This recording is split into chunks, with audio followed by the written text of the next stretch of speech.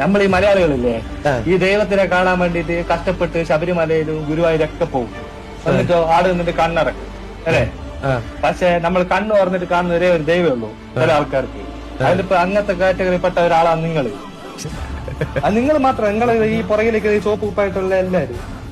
കാരണം ഞാൻ വേറൊരു ഗ്യാങ്ങിലുണ്ടായിട്ട് പോലും ഇവർ നമ്മളെ ഭയങ്കര സപ്പോർട്ട് ചെയ്യും.